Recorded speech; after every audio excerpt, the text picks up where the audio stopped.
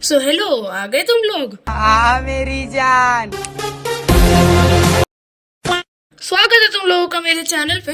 आज हम लोग पढ़ने जा रहे हैं अपने इतिहास के बारे में, यानी कि हम लोग हिस्ट्री पढ़ने जा रहे हैं क्लास 7th की। अब जो लोग ये वीडियो देख रहे हैं, मतलब जो 7th के अंदर पढ़ते हैं, उन्हें ये हिस्ट्री तो बड़ी टफ लगती होगी ना, मतलब कुछ इस तरीके से। ओके, फाइनल एग्जाम्स का रिवीजन का ऑलमोस्ट मैंने सारा सिलेबस पढ़ लिया है।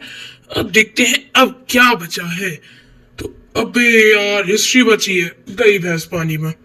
तो आज हम लोग पढ़ने वाले हैं इसी भैंस गई पानी में का सोल्यूशन। मतलब हम लोग पढ़ने जा रहे हैं आज हिस्ट्री का एक chapter, the making of regional culture, जो मोस्ट ऑफ द लोगों के सिलेबस के अंदर आ रहा होगा। और ये उसका पार्ट 1 है। पार्ट 2 के लिए फटाफट से कमेंट जरूर कर देना। तो चलो फिर शुरू करते हैं। तो भाई शुरू करेंगे with developments of the regional languages and literature के साथ। देखो, तो बात करते हैं हम लोग ना केरला के चेरा किंगडम ऑफ द महोदयापुरम। मैं जानता हूँ भाई ये कुछ कॉम्प्लेक्स चीज बोल दी। देखो, केरला पर उस टाइम पर चेरा किंगडम जो था वो महोदयापुरम नाम के जगह पर, केरला के अंदर एक जगह है महोदयापुरम करके, वहां पर चेरा किंगडम राज करता था। अब केरला की लैंग्वेज का अगर मैं इस टाइम पे आपसे पूछूं कि केरला की लैंग्वेज क्या है, तो आप कहोगे मलयालम है भाई। और अगर मैं आपको बताऊं तो मलयालम एक्चुअली में एक टाइम पर केरला की भाषा थी ही रही। इस लैंग्वेज को actually importance as a regional language मिला कब? 9th एंड 10th सेंचुरी के बीच में। अब आप पूछोगे आपको कैसे पता, तुम्हें कैसे पता, तुम क्या थे उस समय पे? नहीं, तो ऐसा नहीं है। हमको ऐसा इसलिए पता चला क्योंकि उस टाइम पर बहुत सारे टेक्स्ट लिखे गए थे मलयालम में, जिसमें से एक था हमारा लीलातिलकम। ये एक ऐसा टेक्स्ट था जिसको अराउंड 14th सेंचुरी पर कंपोज करा गया था। और किसके अंदर कंपोज करा गया? वो कंपोज करा गया था मणिप्रवलम। इसका मतलब क्या होता है? इंग्लिश में इसका मतलब होता है डायमंड्स एंड कोरल्स। डायमंड्स का मतलब यहाँ पे है संस्कृत और कोरल्स का मतलब है रीजनल लैंग्वेज। तो मणिप्रवलम का मतलब है diamonds and corals as a mixture of languages. ठीक है ना, यहाँ पर उसने संस्कृत और हमारी रीजनल लैंग्वेज यानी जो मलयालम है उसका मिक्सचर है यहाँ पर। ठीक, और इस टाइम पर जो चेरा एम्पायर में मलयालम थी वो as a regional language develop हो रही थी। कहाँ पर? किंग के कोर्ट के अंदर। मतलब मेन भाषा उनकी अलग थी, लेकिन रीजनल लैंग्वेज की तरह मतलब बोलचाल के लिए मलयालम भी धीमे धीमे वहाँ पर डेवलप होने लगी।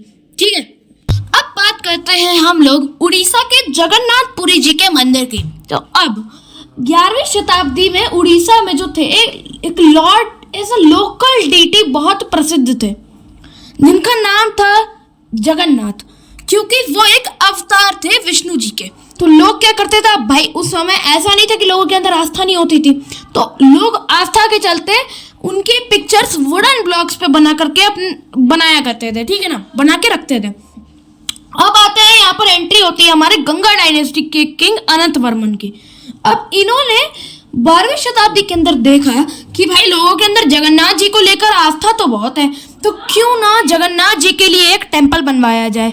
तो अब जो लोग उड़ीसा पे कब्जा करते थे, मतलब जो लोग उड़ीसा पे कब्जा करते थे आगे चल के, जब ये टेंपल बन गया उसके बाद 13th 14th सब सेंचुरीज के अंदर जितने भी लोग आए उड़ीसा पे कब्जा करने के लिए, उन्होंने कोशिश क्या करी सबसे पहले कि वो मंदिर पे कब्जा करें और अपने आप को भगवान का भक्त डिक्लेयर कर दें। अगर आपने अपने आप को भगवान का भक्त डिक्लेयर कर दिया भाई, तो फिर लोग आपकी सारी बात मान लेंगे और फिर आप पूरे ओडिशा रीजन पे आराम से कब्जा कर पाओगे। ठीक है ना, तो जगन्नाथपुरी का जो मंदिर था वो एज अ स्पिरिचुअल प्लेस तो प्रसिद्ध था ही उस टाइम पर, लेकिन उस टाइम पर वो फॉर पावर गेम भी बहुत ज्यादा प्रसिद्ध हो गया था। मतलब उस पे जिसने कब्जा करा उसने ओडिशा पे कब्जा कर लिया।